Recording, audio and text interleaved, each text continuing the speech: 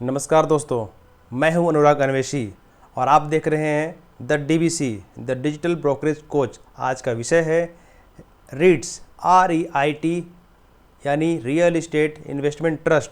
और मैं आपसे एक सवाल पूछना चाहता हूं, अगर आप रियल इस्टेट में हैं और आपको रीट्स के बारे में जानकारी नहीं है तो कहीं आप एक बड़े मौके को मिस तो नहीं कर रहे हैं। आज की वीडियो में हम रीट्स के बारे में विस्तार से बात करेंगे। क्या होता है रीट, इसमें कैसे निवेश किया जाता है, किनको निवेश करना चाहिए और कैसे आने वाले समय में यह गेम चेंजर बन सकता है। अभी रियल एस्टेट सेक्टर में जो सबसे बड़ी दिक्कतें हैं, लोगों के पास ज़्यादा पूंजी नहीं होती है, वे सीधे ज़मीन या फ्लैट खरीद सके। लिक्विडिटी की कमी होती है, यानी एक बार प्रॉपर्टी ले ली तो तुरंत पैसा निकालना बहुत मुश्किल हो जाता है। रेंटल इनकम स्लो होती है और रिस्क बहुत ज़्यादा होता है। ट्रांसपेरेंसी की कमी होती है, कागजात और बहुत सारी कानूनी अड़चनें। और सबसे बड़ी बात, नए इन्वेस्टर को समझ ही नहीं आता कि शुरुआत कहाँ से करें। इसलिए रीट एक शानदार ऑप्शन बनकर सामने आया है। आप समझते हैं रीट होता क्या है। रीट का फुल फॉर्म, जैसे मैंने आपको पहले बताया, रियल इस्टेट इन्वेस्टमेंट ट्रस्ट एक ऐसा ट्रस्ट है जो कई प्रॉपर्टी जैसे कॉमर्शियल, ऑफिस स्पेस, मॉल इत्यादि में निवेश करता है और उनसे जो रेंटल इनकम आती है वो अपने इन्वेस्टर को डिवाइड कर देता है, एक डिविडेंड फंड के रूप में उनको डिस्ट्रीब्यूट करता है। आइए इसे ऐसे समझते हैं, जैसे शेयर बाजार में आप किसी कंपनी के शेयर खरीदते हैं, वैसे रीट के यूनिट खरीद कर आप रियल एस्टेट में हिस्सेदारी ले सकते हैं, पार्टिसिपेट कर सकते हैं। भारत में मान्यता प्राप्त 4 रीट्स हैं।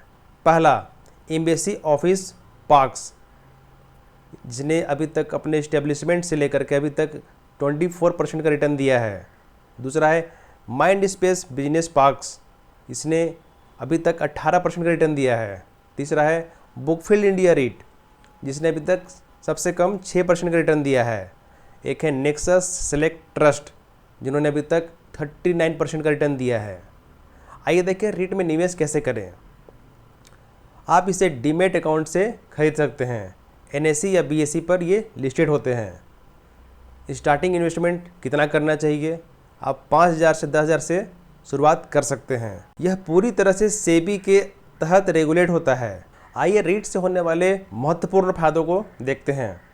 कम पूंजी से शुरुआत, कोई बड़ी रकम की ज़रूरत नहीं होती है। रोज़मर्रा की मेंटेनेंस की भी झंझट नहीं होती है। यह पूरी तरह से लिक्विड आइटम होता है। आप यूनिट्स बेच सकते हैं, जैसे स्टॉक मार्केट में आप शेयर बेच सकते हैं। सबसे बड़ी बात, ट्रांसपेरेंसी सेबी के रेगुलेशन से सुरक्षित होती है। डाइवर्सिफिकेशन, आप एक से अधिक प्रॉपर्टी में अप्रत्यक्ष रूप से निवेश कर सकते हैं। हर 3 महीने में डिविडेंड इनकम मिलती है। अगर रीट्स के कुछ फ़ायदे हैं तो कुछ नुकसान भी हैं, इसलिए आप जो भी फैसला लें बिल्कुल अपने स्व विवेक पे रिसर्च करके लें। आइए देखें रीट्स खरीदने के क्या क्या नुकसान या लिमिटेशंस हैं। पहला, कैपिटल एप्रिसिएशन लिमिटेड होता है। रीट्स का मुख्य उद्देश्य रेंट से इनकम देना होता है, न कि प्रॉपर्टी की कीमत से ज़्यादा प्रॉफिट कराना।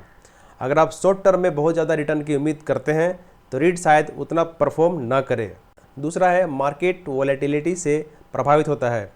रीट एक तरह से स्टॉक की तरह ट्रेंड करता है, इसलिए इक्विटी मार्केट के उतार चढ़ाव का इसका सीधा असर पड़ता है।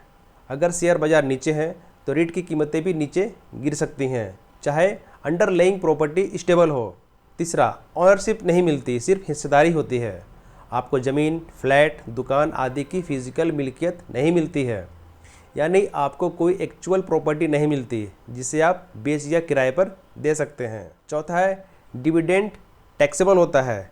पहले रीट से मिलने वाला रेंटल इनकम टैक्स फ्री था, लेकिन अब उस पर TDS और स्लैब बेस्ड टैक्स लग सकता है, यानी आपको नेट अर्निंग कम हो सकती है। पाँचवा है, भारत में अभी तक केवल 3 से 4 ही मेजर रीट्स उपलब्ध हैं, जैसे एम्बेसी, बुकफील्ड, माइंड स्पेस, नेक्सस। इसलिए विविधता की कमी है, आपके पास ऑप्शन बहुत ही लिमिट है। छठा है प्रॉपर्टी मैनेजमेंट आपकी पकड़ से बाहर होती है। अगर रीट कंपनी गलत तरीके से प्रॉपर्टी मैनेज करती है या गलत लोकेशन में निवेश करती है तो इसका सीधा असर आपके रिटर्न पर होगा, लेकिन आपको कोई डिसीजन पावर नहीं होगी। सातवां है minimum holding and liquidity restrictions.